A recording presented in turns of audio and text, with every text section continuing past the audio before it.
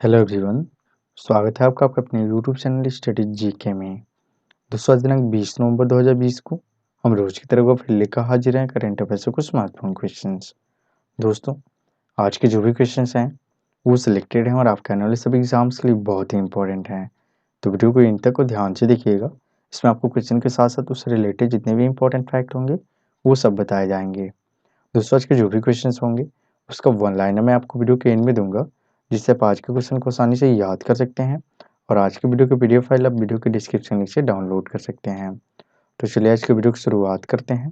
पहला क्वेश्चन है, हाल ही में विश्व शौचालय दिवस कब मनाया गया है? तो दोस्तों आपको बता दें, विश्व शौचालय दिवस सभी के लिए सुरक्षित, स्वच्छ और सुलभ शौचालय के बारे में जागरूकता फैलाने और उसके उपयोग को बढ़ावा देने के लिए प्रत्येक वर्ष हम 19 नवंबर को मनाते हैं। तो इसमें जो आपका ऑप्शन है डी 19 नवंबर, ये बिल्कुल राइट है। दोस्तों विश्व शौचालय दिवस को मनाने की शुरुआत विश्व शौचालय संगठन के द्वारा 19 नवंबर 2001 को की गई थी और इसी दिन विश्व शौचालय संगठन की स्थापना भी की गई थी। दोस्तों विश्व शौचालय संगठन का मुख्यालय सिंगापुर में है और इसके अध्यक्ष हैं जैक सिम। दोस्तों इस वर्ष इसे मनाने का जो थीम रखा गया है वो है sustainable sanitation and climate change. तो दोस्तों नोट कर लीजिएगा। चलिए बढ़ते अपने अगले क्वेश्चन की तरफ।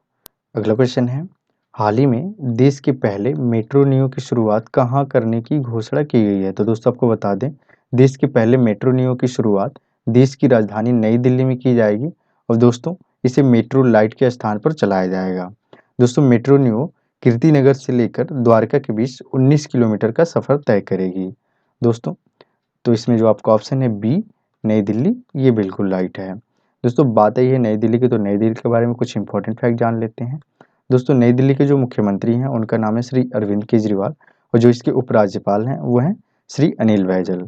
दोस्तों यहाँ हाल ही में कुछ अभियान स्टार्ट हुए हैं जो कि आपके एग्जाम में पूछे जा सकते हैं। इसमें पहला है रेड लाइट ऑन गाड़ी ऑफ अभियान, ये वायु प्रदूषण को कम करने के लिए शुरू किया गया है। कॉप्स ऑन व्हील मिशन, जो अपराधियों को पकड़ने के लिए शुरू किया गया है और यहाँ हाल ही में जलियांवाला बाग संग्रहालय बनाया गया है। और दोस्तों हाल ही में कोविड पेशेंट के लिए फ्री एम्बुलेंस प्रोवाइड कराने के लिए जीवन सेवा मोबाइल ऐप दिल्ली सरकार द्वारा लॉन्च किया गया है। तो दोस्तों नोट कर लीजिएगा, क्वेश्चन इंपॉर्टेंट है। चलिए बढ़ते हैं अपने अगले क्वेश्चन की तरफ। उससे पहले हम आपसे एक छोटी सी रिक्वेस्ट करना चाहेंगे, अगर आपको हमारी ये वीडियो अच्छी लग रही हो तो प्लीज़ इसे लाइक सब्सक्राइब और शेयर जरूर कीजिएगा। इस पर हम आपको करेंट अफेयर से जितने भी इंपॉर्टेंट क्वेश्चन होते हैं प्रत्येक मॉर्निंग में अपडेट करते हैं, जो कि आपके एग्जाम के लिए बहुत ही इंपॉर्टेंट होते हैं। तो प्लीज़ इसे लाइक सब्सक्राइब और शेयर जरूर कीजिएगा। चलिए बढ़ते अपने अगले क्वेश्चन की तरफ। अगला क्वेश्चन है, हाल ही में किस राज्य की पूर्व राज्यपाल मृदुला सिन्हा का निधन हुआ है? तो दोस्तों आपको बता दें, गोवा राज्य की पूर्व राज्यपाल मृदुला सिन्हा का हाल ही में निधन हुआ है। तो दोस्तों इसमें जो आपका ऑप्शन है ए गोवा, ये बिल्कुल राइट है। दोस्तों यह मृदुला सिन्हा जिनका हाल ही में 18 नवंबर 2020 को 78 वर्ष की उम्र में निधन हो गया है। दोस्तों मृदुला सिन्हा मूलतः बिहार की रहने वाली थी। दोस्तों बात आई है यहाँ गोवा की, तो गोवा के बारे में कुछ इंपॉर्टेंट फैक्ट जान लेते हैं। दोस्तों गोवा भारत का क्षेत्रफल की दृष्टि से सबसे छोटा राज्य है और जनसंख्या की दृष्टि से चौथा सबसे छोटा राज्य है। गोवा पर पुर्तगालियों ने लगभग 450 वर्ष शासन के बाद 19 दिसंबर 1961 को भारतीय प्रशासन को सौंपा था। दोस्तों गोवा राज्य का गठन 30 मई 1987 को किया गया। इसकी राजधानी है पणजी, जो कि मांडवी नदी के किनारे बसी हुई है। और दोस्तों इसके जो मुख्यमंत्री हैं उनका नाम है डॉक्टर प्रमोद सावंत। इसके जो राज्यपाल हैं वो हैं भगत सिंह कोश्यारी, जो कि संयुक्त रूप से महाराष्ट्र के भी राज्यपाल हैं। तो दोस्तों नोट कर लीजिएगा। चलिए बढ़ते अपने अगले क्वेश्चन की तरफ। अगला क्वेश्चन है, हाल ही में किस देश ने वर्ष 2030 तक पेट्रोल व डीजल कारों की बिक्री पर बैन लगाने की घोषणा की है? तो दोस्तों आपको बता दें, ब्रिटेन ने वर्ष 2030 तक नई हरित औद्योगिक क्रांति के अंतर्गत नई पेट्रोल व डीजल कारों की बिक्री पर रोक लगाने की घोषणा की है। तो इसमें जो आपका ऑप्शन है सी ब्रिटेन, ये बिल्कुल राइट है। दोस्तों बात है ये ब्रिटेन की, तो ब्रिटेन के बारे में कुछ इंपॉर्टेंट फैक्ट जान लेते हैं। दोस्तों ब्रिटेन को हम इंग्लैंड भी कहते हैं और दोस्तों इसकी राजधानी है लंदन। इसकी जो महारानी है वो है एलिजाबेथ द्वितीय। इसके जो प्रधानमंत्री हैं उनका नाम है बोरिस जॉनसन और यहाँ की जो मुद्रा है वो है पाउंड।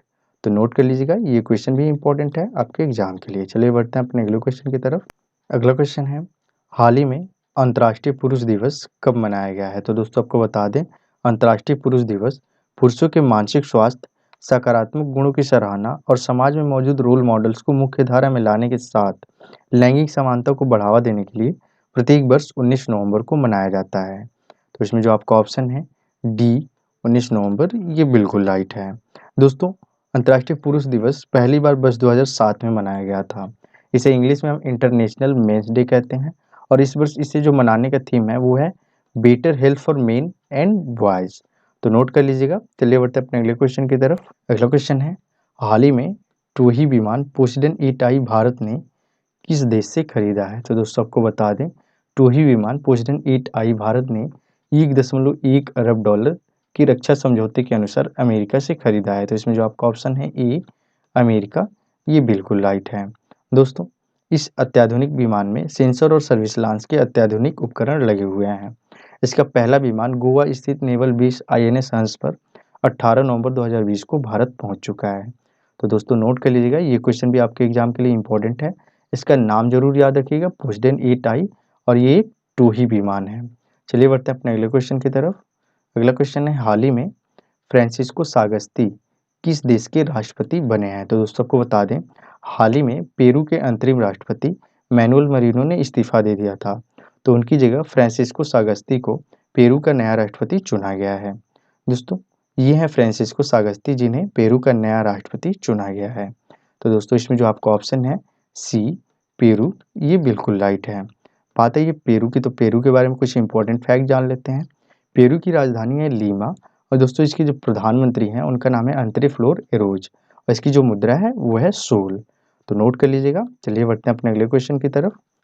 अगला क्वेश्चन है, हाल ही में बेंगलुरु प्रौद्योगिकी शिखर सम्मेलन 2020 का उद्घाटन किसने किया है? तो दोस्तों आपको बता दें, हमारे देश के प्रधानमंत्री श्री नरेंद्र मोदी ने 19 नवंबर 2020 को वीडियो कॉन्फ्रेंसिंग के माध्यम से बेंगलुरु प्रौद्योगिकी शिखर सम्मेलन 2020 का शुभारंभ किया है। तो इसमें जो आपका ऑप्शन है बी नरेंद्र मोदी, ये बिल्कुल राइट है। दोस्तों, इस सम्मेलन का आयोजन कर्नाटक सरकार द्वारा biotechnology and startup, software technology parks of India और एक्टिविटी टेक कम्युनिकेशन के साथ मिलकर किया गया है। ये सम्मेलन 19 से 21 नवंबर के बीच चलेगा। इसका जो थीम है वो है नेक्स्ट इज नाउ। याद रखिएगा, बेंगलुरु प्रौद्योगिकी शिखर सम्मेलन 2020 का जो थीम है वो है नेक्स्ट इज नाउ। दोस्तों बात है ये बेंगलुरु की, तो दोस्तों आपको बता दें, बेंगलुरु कर्नाटक राज्य की राजधानी है और जो इसके मुख्यमंत्री हैं कर्नाटक राज्य के, उनका नाम है BS येदियुरप्पा। जो इसके उप मुख्यमंत्री हैं उनका नाम है अश्वत्थ नारायण और जो इसके राज्यपाल हैं उनका नाम है वजुभाई वाला।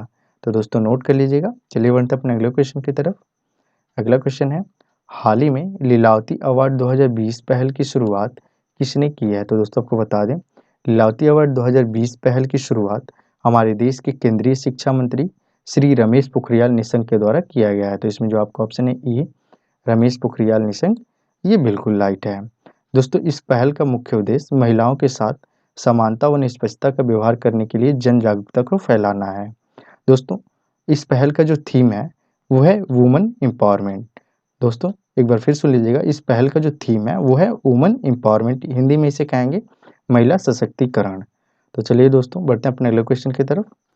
अगला क्वेश्चन है, हाल ही में मोबाइल दाई दादी क्लिनिक का शुभारंभ कहाँ किया गया है? तो दोस्तों आपको बता दें, हमारे देश की पहली और एकमात्र महिला प्रधानमंत्री इंदिरा गांधी के जन्म दिवस 19 नवंबर को छत्तीसगढ़ के मुख्यमंत्री श्री भूपेश बघेल ने महिलाओं के लिए मोबाइल दाई दादी क्लिनिक का शुभारंभ किया। तो दोस्तों इसमें जो आपका ऑप्शन है सी छत्तीसगढ़, ये बिल्कुल राइट है। दोस्तों इस परियोजना का शुभारंभ पायलट प्रोजेक्ट के तौर पर छत्तीसगढ़ के रायपुर, दुर्ग, भिलाई और बिलासपुर में शुरू किया गया है। दोस्तों बात है ये छत्तीसगढ़ की, तो छत्तीसगढ़ के बारे में कुछ इंपॉर्टेंट फैक्ट जान लेते हैं। दोस्तों आप यहाँ मैप में देख सकते हैं, जो रेड एरिया दिख रहा है वो है छत्तीसगढ़। इसकी दो राजधानियाँ हैं, एक है रायपुर और दूसरी है बिलासपुर। इसके जो मुख्यमंत्री हैं वो हैं श्री भूपेश बघेल और दोस्तों जो इसकी राज्यपाल हैं उनका नाम है श्रीमती अनुसुईया उइके। दोस्तों यहाँ कुछ योजनाएं शुरू की गई हैं जो कि आपके एग्जाम में पूछी जा सकती हैं, जिसमें पहला है फोर्टिफाइड चावल वितरण योजना, जो कि पोषण युक्त चावल को वितरण के लिए शुरू किया गया था।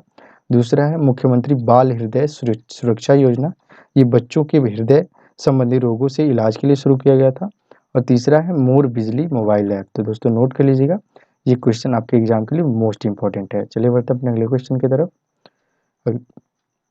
अगला क्वेश्चन है, हाल ही में RBI ने लक्ष्मी विलास बैंक को किस बैंक में विलय का प्रस्ताव रखा है? तो दोस्तों आपको बता दें, आरबीआई ने लक्ष्मी विलास बैंक को डीवीएस बैंक इंडिया लिमिटेड में विलय का प्रस्ताव रखा है। तो इसमें जो आपका ऑप्शन है बी डीवीएस, ये बिल्कुल राइट है। दोस्तों आरबीआई ने ये प्रस्ताव 30 दिन के मोरेटोरियम के अंतर्गत रखा है। वहीं आरबीआई ने केनरा बैंक के पूर्व non executive chairman TN Manoharan को बैंक का प्रशासक भी नियुक्त किया है। दोस्तों लक्ष्मी विलास बैंक की स्थापना 1956 में की गई 26 में की गई थी और इसका जो हेडक्वार्टर है वो चेन्नई में है। दोस्तों बात है आरबीआई की, तो आरबीआई के बारे में कुछ इंपॉर्टेंट फैक्ट बता देते हैं।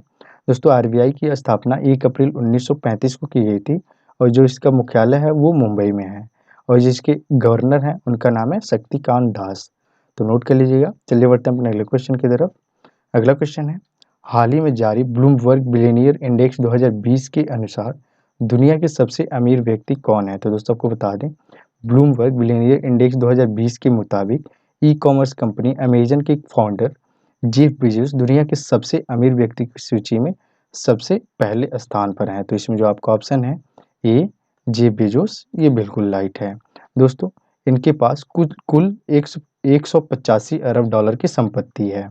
वहीं बिल गेट्स 129 अरब डॉलर की संपत्ति के साथ दूसरे स्थान पर हैं और एलन मस्क 110 अरब डॉलर की संपत्ति के साथ तीसरे स्थान पर हैं। तो दोस्तों चलिए बढ़ते हैं अपने अगले क्वेश्चन की तरफ। अगला क्वेश्चन है, हाल ही में अंतर्राष्ट्रीय वातायन शिखर सम्मान पुरस्कार किसे देने की घोषणा की गई है? तो दोस्तों आपको बता दें, हमारे देश के केंद्रीय शिक्षा मंत्री श्री रमेश पोखरियाल निशंक को हिंदी साहित्य के क्षेत्र में उल्लेखनीय योगदान के लिए अंतर्राष्ट्रीय वातायन शिखर सम्मान पुरस्कार से नवाजे जाने की घोषणा की गई है। तो इसमें जो आपका ऑप्शन है बी रमेश पोखरियाल निशंक, ये बिल्कुल राइट है। दोस्तों ये पुरस्कार वर्ष 2003 में गठित Vatayan poetry on south bank के द्वारा दिया जाता है और इसे देने की जो शुरुआत है वो वर्ष 2004 से की गई थी। दोस्तों श्री रमेश पोखरियाल निशंक को ये पुरस्कार 21 नवंबर 2020 को लंदन में दिया जाएगा। दोस्तों अंतर्राष्ट्रीय वातायन शिखर सम्मान पुरस्कार को इंग्लिश में वातायन लाइफटाइम अचीवमेंट अवार्ड के नाम से भी जानते हैं। तो दोस्तों आज के क्वेश्चन यही समाप्त होते हैं। चलिए बढ़ते हैं हम कल के क्वेश्चन के आंसर की तरफ। कल मैंने आपसे पूछा था कि हाल ही में ऑर्डर आधार कार्ड सर्विस किसने शुरू की है? तो उसने शुरू की है उडाई ने। तो इसमें जो आपका ऑप्शन है ए उडाई, ये बिल्कुल राइट है। चलिए बढ़ते हैं हम आज के आपके लिए क्वेश्चन की तरफ। आपके लिए जो क्वेश्चन है, हाल ही में रिजर्व बैंक इनोवेशन हब के पहले अध्यक्ष कौन बने हैं? तो दोस्तों इसी में से आपका एक आंसर है, आप हमें कमेंट बॉक्स में कमेंट करके ज़रूर बताइएगा। दोस्तों मैंने यहाँ सारे वन लाइनर मेंशन कर दिए हैं जिसे आप आसानी से याद कर सकते हैं और इसकी पीडीएफ आप वीडियो के डिस्क्रिप्शन लिंक से डाउनलोड कर सकते हैं। तो दोस्तों पीडीएफ डाउनलोड कर लीजिएगा और इसे पढ़ लीजिएगा। अगर आपको ये वीडियो अच्छी लगी हो तो प्लीज़ इसे लाइक, सब्सक्राइब और शेयर ज़रूर कीजिएगा। धन्यवाद।